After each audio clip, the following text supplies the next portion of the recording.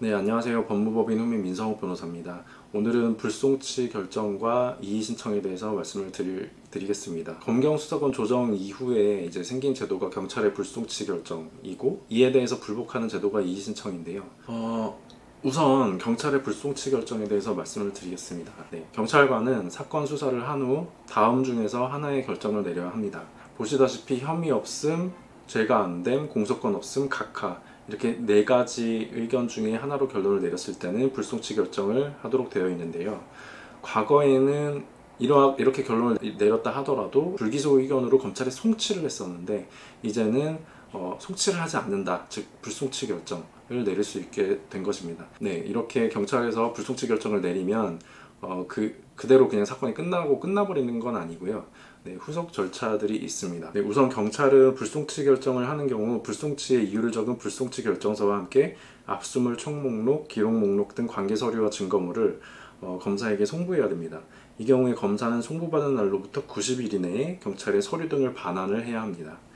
네, 기록을 송부받은 검찰은 경찰의 불송치 결정이 위법 또는 부당한 때에는 그 이유를 문서로 명시하여 경찰에게 재수사를 요청할 수 있고, 이러한 요청이 있는 경우 경찰은 사건을 재수사하여야 합니다.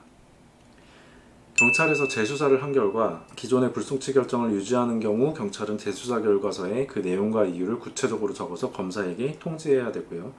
이 경우에 검사는 원칙적으로 다시 재수사를 요청하거나 송치 요구를 할 수 없고, 법리에 위반되거나 송부받은 서류 및 증거물과 재수사 결과만으로도 기소를 할 수 있는 경우 등 예외적인 경우에만 사건 송치를 요구할 수 있습니다. 따라서 불송치 결정이 내려지고 나서 그 기록이 검찰로 송부가 됐는데 90일이 지났음에도 불구하고 재수사가 이루어지지 않고 있다면 원칙적으로 그 사건은 종결이 되었다고 봐도 무방하겠죠. 네, 증거가 위조되었다거나 명백하게 새로운 증거가 발견되었다거나 이렇게 예외적인 경우에만 90일이 지나도 검찰에서 재수사 요청을 할 수 있게 되었습니다. 네, 이와 같이 불송치 결정 이후에 후속 절차들이 정해져 있긴 하지만 사실상 이제 고소인이 이의신청을 하지 않았음에도 불구하고 검찰에서 알아서 이제 적극적으로 나서서 재수사를 요구해서 이제 기소되게 결론을 바꾼다거나 경찰에서 알아서 수사를 다시 하거나 이런 일은 사실 상당히 드물기 때문에 불송치가 결정이 나왔다면 고소인으로서는 이의신청을 해야 합니다.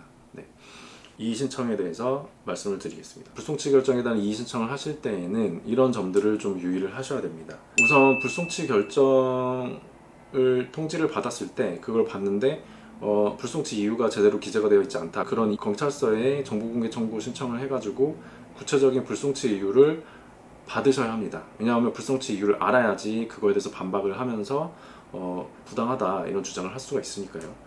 현재는 고발인은 이의신청이 불가능합니다. 네, 고발인이 불송치 결정에 대해서 불복하는 방법은 이제 별도 다른 방법이 있는데 그건 여기서 말씀드리지 않고 따로 나중에 기회가 되면 말씀을 드릴 거고요. 네, 이의신청서는 검찰이 아니라 불송치 결정을 내린 경찰서장을 앞으로 제출을 하셔야 됩니다. 이의신청 기간은 지금 현재는 법적으로 정해져 있지 않습니다. 그래서 이론적으로는 시간이 아무리 많이 지나도 이의신청을 할 수가 있긴 있는데 이거는 대체적으로 입법의 불비라고 보이기 때문에 조만간 좀 제도가 정비가 되면서 기한이 정해질 것으로 보이고요.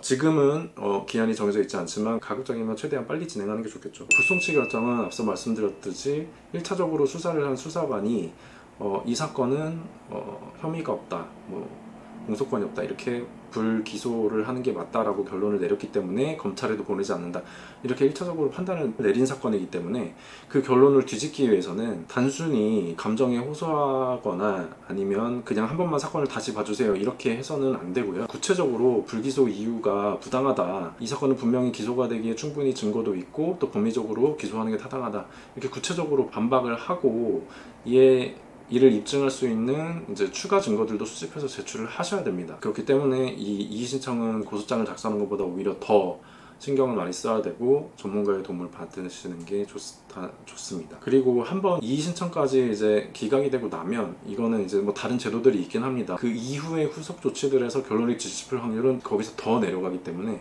사실상 이번이 마지막 기회라고 생각을 하시고 충분히 준비를 하고 들어가셔야 됩니다. 그럼 경찰 수사관이 이 사건은 기소가 안 된다라고 1차적으로 판단을 했고, 다음으로 검사가 이 사건을 보고 이 사건은 역시 경찰의 판단이 맞다, 기소 안 하는 게 맞다, 이렇게 두 번 전문가의 판단을 거친 사건이 돼버리기 때문에 그때는 당연히 뒤집는 게 더 힘들어지겠죠. 예. 이런 점을 유의를 하셔야 됩니다. 네, 오늘은 불송치 결정과 이의신청에 대해서 말씀을 드렸고요. 도움이 되셨으면 좋겠고 다음에는 더 좋은 내용으로 찾아뵙겠습니다. 네, 감사합니다.